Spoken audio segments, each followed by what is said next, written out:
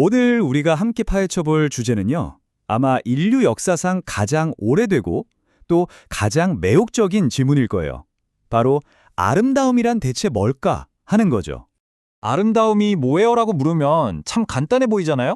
근데요, 바로 이 질문 하나에 답을 찾으려고 인류가 무려 2500년 넘게 고민하고 싸우고 또 논쟁해왔다는 사실 알고 계셨나요?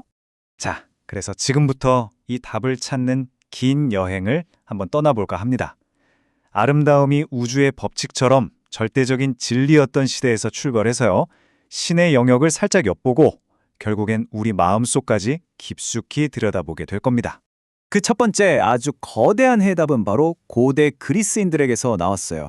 이 사람들은 세상의 모든 혼돈 속에서 어떤 질서를 찾고 싶어 했거든요. 그리고 그 질서의 가장 완벽한 증거가 바로 아름다움이라고 믿었던 거죠. 그럼 고대 그리스 사람들한테 아름다움은 뭐였을까요? 이게 절대 개인의 느낌이나 내 스타일인데? 하는 취향의 문제가 아니었어요. 그들에게 아름다움은 저 우주처럼 객관적이고 심지어 자로 잴 수도 있는 그런 보편적인 진리 그 자체였습니다. 핵심은 이거예요. 아름다움은 느끼는 게 아니라 우주에 새겨준 법칙이라는 거. 그리고 그 진리의 핵심에 바로 이 숫자가 있었습니다. 황금 비율. 많이 들어보셨죠? 1대 1.618. 피타고라스 학파는 이 비율이야말로 우주를 지배하는 조화의 언어, 뭐랄까 신이 남긴 지문 같은 거라고 생각했어요. 근데 진짜 놀라운 건 이 황금 비율이 그냥 인간이 만들어낸 게 아니라는 거예요. 저 위대한 파르테논 신전을 물론이고 바닷가에 있는 소라 껍데기의 나선, 심지어 꽃잎의 배열에서도 이 신성한 비율이 나타나거든요. 그러니까 그리스 사람들한테 아름다움은 만들어내는 게 아니라 이미 존재하는 걸 발견하는 거였죠. 여기서 철학자 플라톤은 한 걸음 더 나갑니다.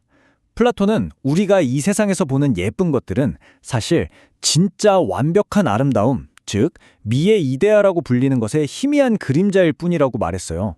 그래서 플라톤은 우리가 아름다움을 통해서 영혼을 한 단계씩 성장시킬 수 있다고 봤어요.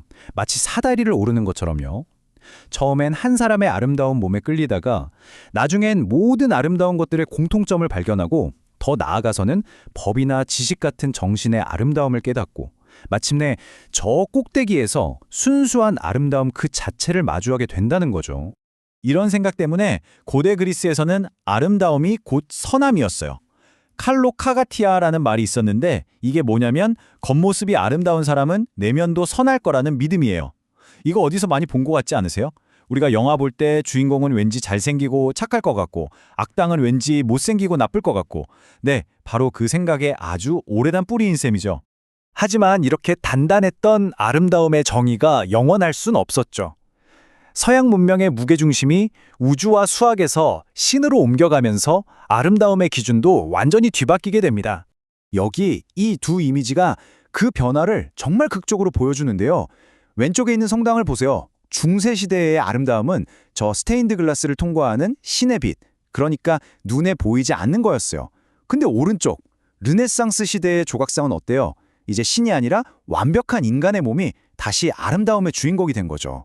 이런 엄청난 변화를 가능하게 한 기술적인 혁신이 있었는데 바로 원근법입니다. 근데 원근법은 그냥 그림을 진짜처럼 그리는 기술 그 이상이었어요. 모든 풍경이 바로 나의 눈을 중심으로 다시 그려진다는 것. 이건 신의 시점이 아니라 인간의 시점이 세상의 기준이 됐다는 그야말로 혁명적인 선언이었던 겁니다. 자, 아름다움의 기준이 저 바깥 우주에서 인간의 눈으로 옮겨왔어요. 그러자 마침내 이런 질문이 등장하기 시작합니다. 어쩌면 아름다움이란 사물에 있는 게 아니라 그걸 보고 있는 내 마음속에 있는 게 아닐까? 18세기의 철학자 에드먼드 버크는 아름다움의 지도를 확 넓혀버렸어요. 그는 지금까지 우리가 알던 조용하고 예쁜 아름다움 말고 완전히 다른 종류의 미적 쾌감이 있다고 주장했죠. 바로 숭고함입니다. 예쁜 걸 보면 마음이 편안해지잖아요.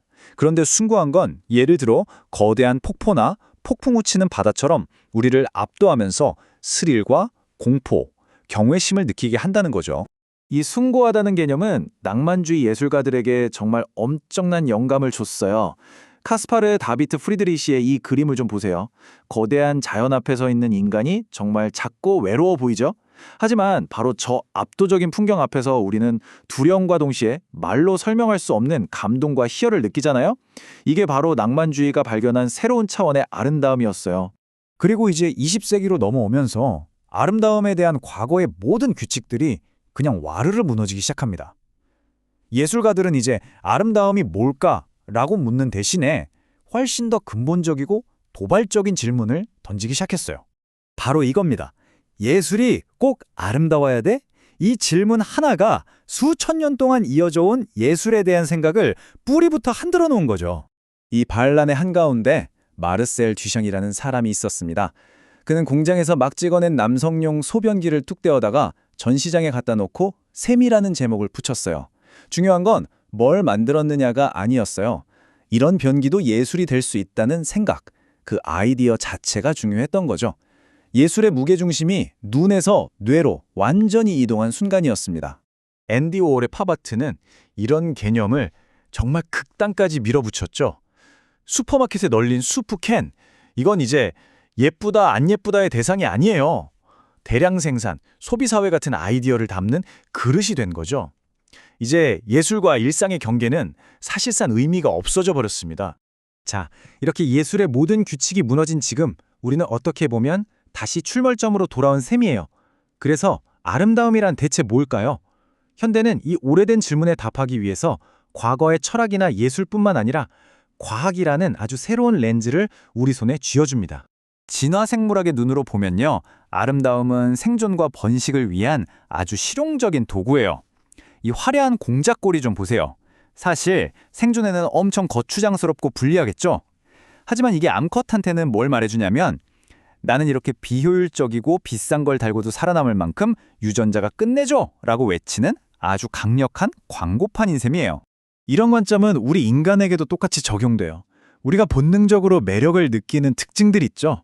그건 사실 그 사람의 건강 상태, 유전적 우수함, 번식 능력을 보여주는 일종의 생물학적 이력서 같은 겁니다. 이력서에 뭐가 쓰였냐고요? 깨끗한 피부는 면역체계 건강함, 대칭적인 얼굴은 성장 과정 문제 없었음, 특정 신체 비율은 번식 능력 최상. 우리 뇌는 수백만 년 동안 이런 신호들을 아름답다고 느끼도록 프로그래밍 된 거예요. 그런데 이 과학적인 설명이 전부일까요? 만약 아름다움이 그냥 젊고 건강하다는 신호일 뿐이라면 우리가 사랑하는 사람의 주름진 손은 왜 그렇게 아름답게 느껴지는 걸까요? 2500년이라는 긴 여행의 끝에서 우리는 깨닫게 되죠. 아름다움은 단순한 생존 본능을 넘어서 한 사람이 살아온 시간과 이야기가 고스란히 담긴 그 무엇이라는 걸요. 그래서 결국 아름다움이란 무엇인가라는 질문에 대한 가장 멋진 대답은 좀 역설적이지만 단 하나의 정답은 없다는 사실 그 자체일지도 모릅니다. 절대적인 기준이라는 오래된 규칙들이 모두 무너진 폐허 위에서 비로소 우리 한 사람 한 사람이 자신만의 아름다움을 정의하고 만들어갈 완전한 자유를 얻게 된 거니까요. 자, 그렇다면 당신에게 아름다움이란 무엇인가요? 그 답을 찾는 여정은 바로 지금부터 시작입니다.